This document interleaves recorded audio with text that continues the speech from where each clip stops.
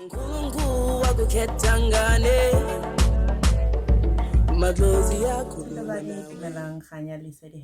welcome back to the one-on-one session with Gogo. I'm sorry, and I'm your host Gogo. I'm giving you guys tips, lessons, and teachings on everything spirituality. Okay, so today we're going to be talking about Umsamo, the spiritual altar, how to create it, and how it must be maintained.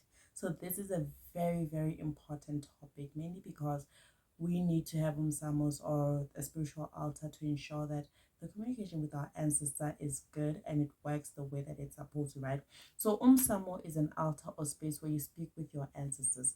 This place is actually a landline between you and the spiritual realm, between yourself and your ancestors. It allows a sufficient or effective communication between yourself and your ancestors, and it is something that every healer needs to have, and basically everybody, you need to have that so you can actually maintain a communication with your ancestors. So people have different altars based on what it is that they believe in. People have altars for certain deities that they believe in, certain ancestors they believe in. It doesn't really matter. The main thing is that you are calling the right spirits, the good ancestors, and you are using your altar for the right things, not to cause havoc in other people's lives. Né? So making an altar doesn't require a sangoma or a healer. That is something that is very important. It doesn't require a healer. You can make an altar on your own, né? And making this altar doesn't require any fancy rituals. As long as this place is cleansed, it is pure, it is good, then the altar will be perfect, né? You can have an altar somewhere in your room as long as you don't allow people to taint its name. So every single person, or rather most of the people that I work with or I have assisted, I've always advised them to have an altar within the house and an altar outside, or people that are renting certain places or living in apartments. It's always something that I advise them that you can also have an altar in a specific place in the house. But the one thing that is most important is that this altar must not be tainted, meaning that you must not allow just anyone to walk in and out of that altar, because as a spiritual place, it actually attracts or takes in a lot of energy, whether the energy is good or bad. It takes those energies, and negative energy can actually affect your communication with your ancestors. You cannot put the altar in the room whereas you have intimacy. It can be with your partner or an outsider. It doesn't matter. Understand that intimacy in its own way does cause negative energy, because you're collecting the energy from that person. In my language, right? So it is very important to make sure that you put your altar in a space more. It does not in any way attract any negative energy whatsoever, right? And also, there's also the Umsamo that you create in the yard. So the Umsamo that you create in the yard, or the altar that you create in the yard, basically, that you create in the yard. It's also one of the major things that is needed, especially given the fact that for us African people, mainly because as an African woman, I can speak from an African perspective, we have to connect with the soil when we speak to our ancestors. We have to connect with nature. Mother Nature is the greatest source of spirituality and the greatest source for the communication with our ancestors, right? So it is important to also have an altar in the yard. If you can't have one, it's also okay, but this one is the main altar that I'm going to be focusing on today, this Umsamo in the yard. So it's quite important for you to have one in the yard so you can be able to connect with Mother Nature in the process, so your communication with your ancestors can be good. There's also one where you can go and visit the ancestors' name. So in terms of you going to visit the ancestors, this particular altar is an altar that you create in the graveyard. These tombstones that we have at the graveyard, they sort of like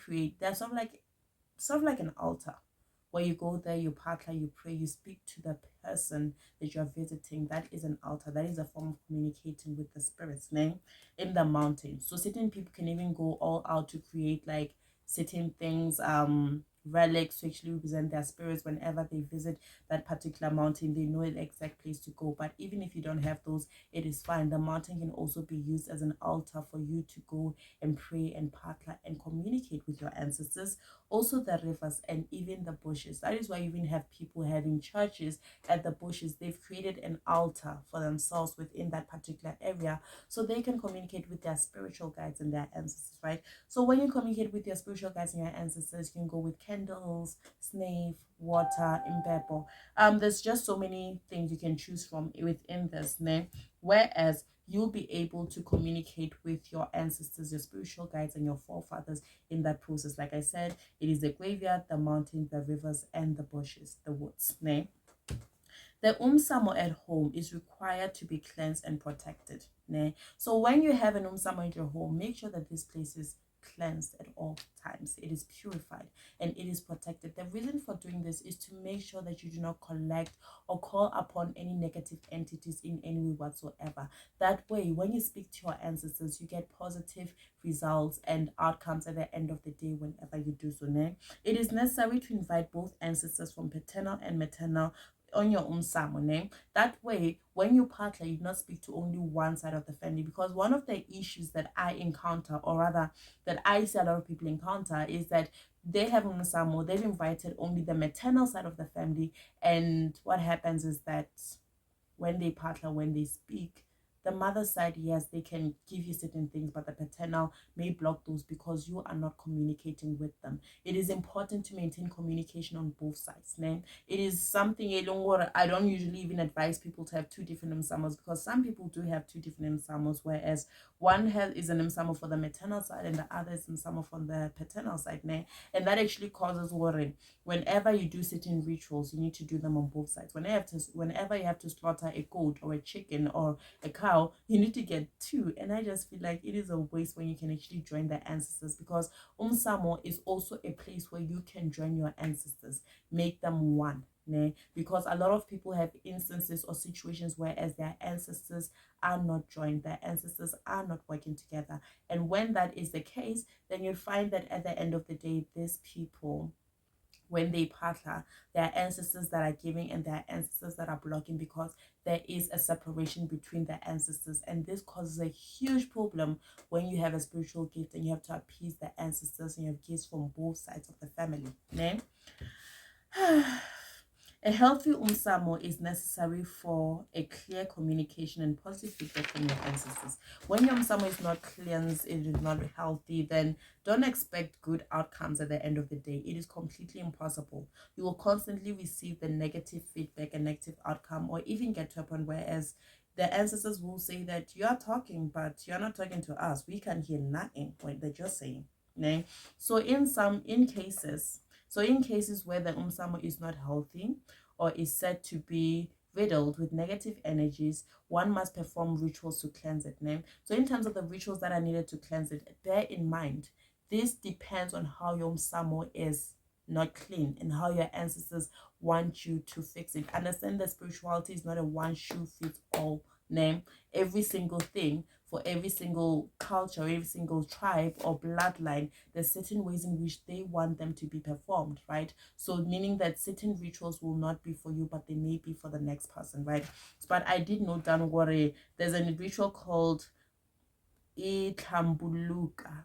Oh, guys, the fact that most of these rituals are in Zulu is just killing me, because I don't understand Zulu. I don't speak Zulu, right? So Intlabuluka is actually a ritual of cleansing a space, ne? A ritual of cleansing umsamwaharo, and secondly, a slaughtering of a goat or two goats, depending on what your ancestors want. So the slaughtering of a goat can also be used as a way to actually cleanse an unhealthy umsam and bring it back to life and make it healthy once again, right? All this will come with the guidance from an ancestor and a spiritual messenger name. So the ancestors may come to you personally and say, in your dreams or visions, right? Or for your intuition, however your ancestors communicate to you, right? They will come to you and say that in order to remove this negative energy, this is the ritual you need to do. You either do the imkabaluka, or you do the slaughtering of a goat or two goats or three goats, depending on what they want, or even a cow. It just depends on the ancestors. Or they can have a sangoma or a prophet or a healer, a seer basically, to come to you and say, this is something that needs to be done to actually purify your umsamo, right? In some cases, an unhealthy umsamo can indicate that the house needs to be protected as well. So understand that when the home is not protected, obviously there's a lot of negative energies and entities that come in and out of this home.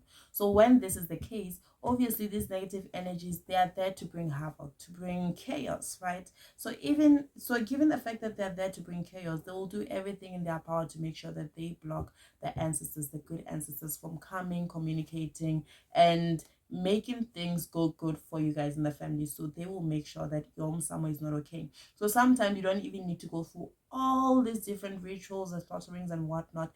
The main thing that is needed is for you to protect your home, and automatically umsamo can be healthy and the communication with you and your ancestors can be pashash, right? So ways to see an unhealthy umsamo are this one name. So when you want to see that your umsamo is not healthy, first of all, is that you partner but you do not get any response. When you partner, you need to get response. Yes, the ancestors do not respond at the same time. Né? Some ancestors respond very fast while others do not. It is completely normal. Né? But if you partner and completely years go by and you see no response whatsoever, there is a high chance that your umsamo is not healthy, right?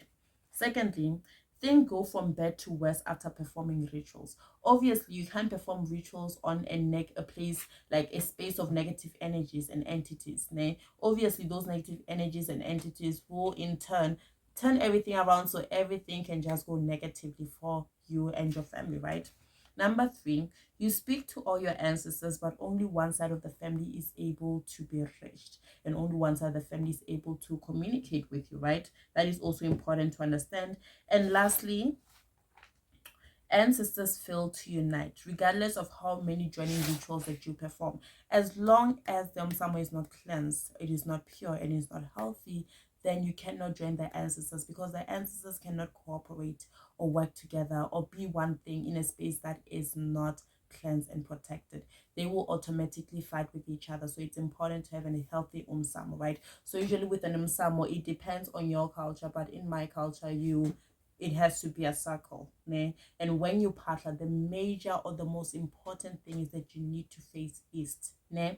And another thing that I want to emphasize is that you cannot partner once like once the sun sets. Is completely impossible. You cannot do that. If you partner once the sun has already set and it's already evening, like the night, then you're gonna call the negative ancestors. When you partner in the morning and also in the afternoon before the sun sets. Né?